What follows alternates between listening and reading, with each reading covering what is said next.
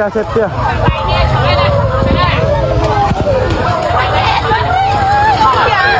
chết ai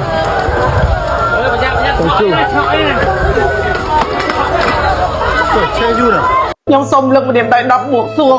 សូមឲ្យបងៗទាំងអស់គ្នាជួយគ្នាម្នាក់ម្ដាយមកជើងសម្រាប់បងប្អូនដែលគាត់មាន social media មាន Twitter មាន YouTube ឬក៏អ្វីក៏ដោយ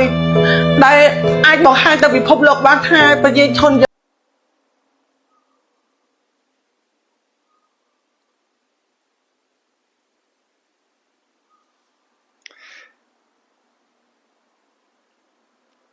นี่แหละครับพี่ๆกรรมตามสนองแม่ค้าเขมร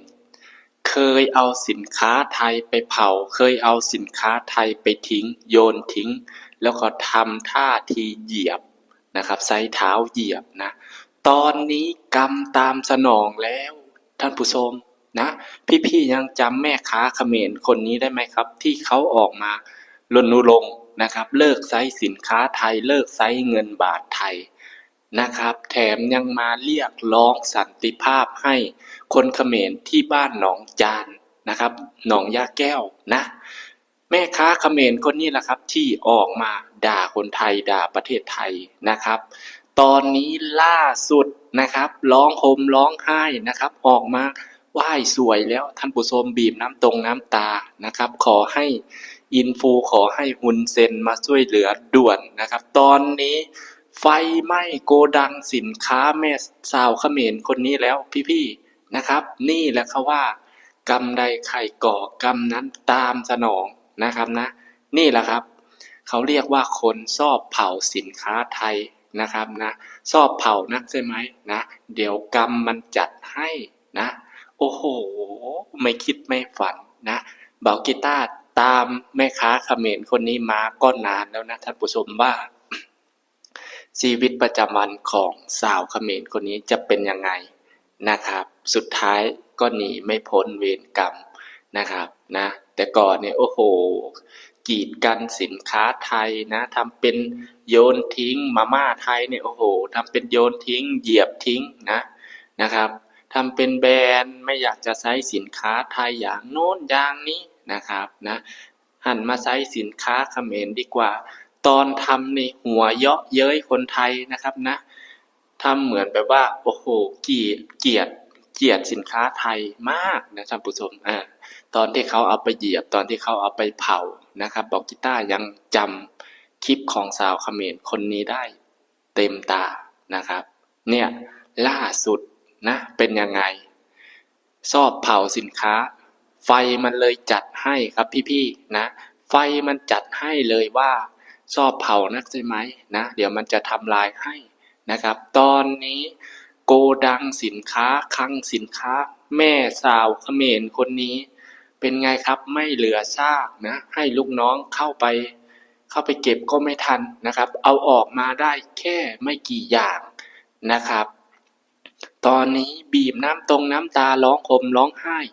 ออกมาขอโทษแล้วพี่ๆนะนางออกมาขอโทษนะครับนะยกมือไหว้ขอโทษพร้อมกับแก๊งลูกน้องที่ทำคอนเทนต์ด้วยกันนะครับเป็นไงครับตอนนี้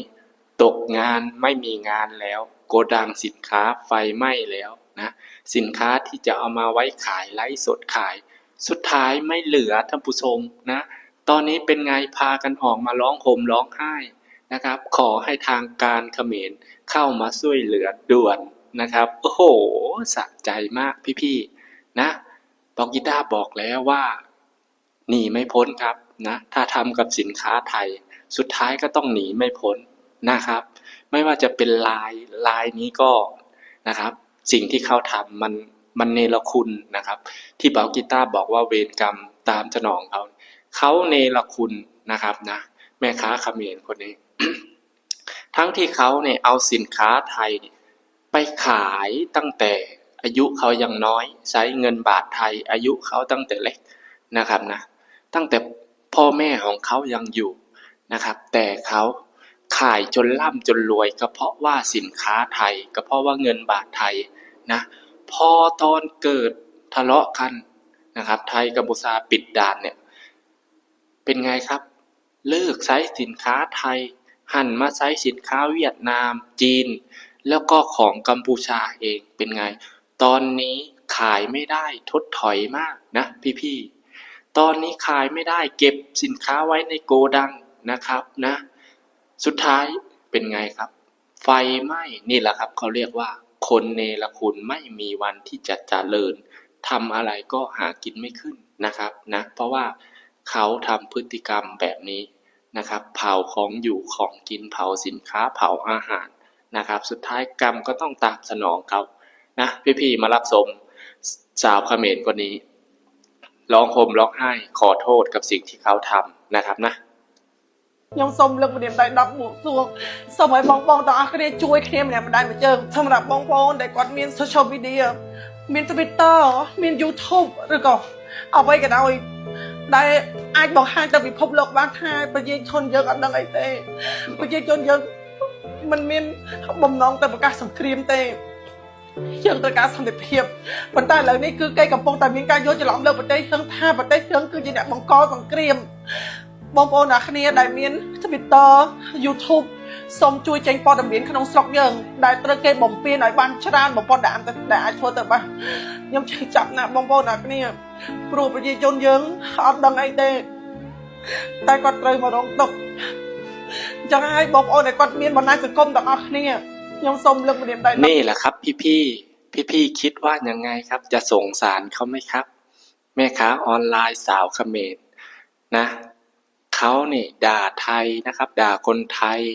เรียกร้องสันติภาพให้คนเขมรนะครับนะเอาสินค้าไทยไปเผาไปโยนทิ้งนะครับตั้งแต่ตัวเองซื้อสินค้าไทยมาขายจนร่ำจนรวยแล้วก็เนรคุณเนี่ยตอนนี้ชีวิตตกต่ำไฟไหม้เป็นหนี้มหาศาลร้องห่มร้องไห้ขอให้คนช่วยแล้วพี่ๆตอนนี้นี่นะครับเบากีตาร์บอกแล้วตราบใดที่ตัวเองยังขายสินค้าไทยอยู่ใช้เงินบาทไทยอยู่อย่าไปหาทำนะครับนะเพราะว่าชีวิตมันจะหากินไม่ขึ้นค้าขายไม่ขึ้นโดยเฉพาะตัวเองเป็นแม่ค้านะครับสิ่งที่ต้องซื่อสัตย์สิ่งที่ต้องเคารพคือสินค้าอาหารการกินในเมื่อเราเอาสินค้าไทยมาขายเราก็ต้องนะครับทนุถนอมนะเพื่ออะไรมันเลี้ยงชีพเราเลี้ยงครอบครัวเรานะครับไม่ใช่ว่าจะไปเนรคุณทรยศนะครับหักหลังแบบนี้มันไม่ใช่นะมันใช่ยุ่เรื่องที่คุณซื้อไปแล้วคุณอยากจะทำอะไรก็เรื่องของคุณนะแต่บอกกีตาร์บอกเลยว่า นี่แหละพฤติกรรมคนเนรคุณมันก็จะเป็นแบบนี้แหละครับพี่ๆเนาะแม่ค้าเขมรกรรมตามสนองแล้วนะไฟไหม้โกดังสินค้าร้องห่มร้องไห้ขอให้คนช่วยนะครับออกมาขอโทษแล้วท่านผู้ชมนะ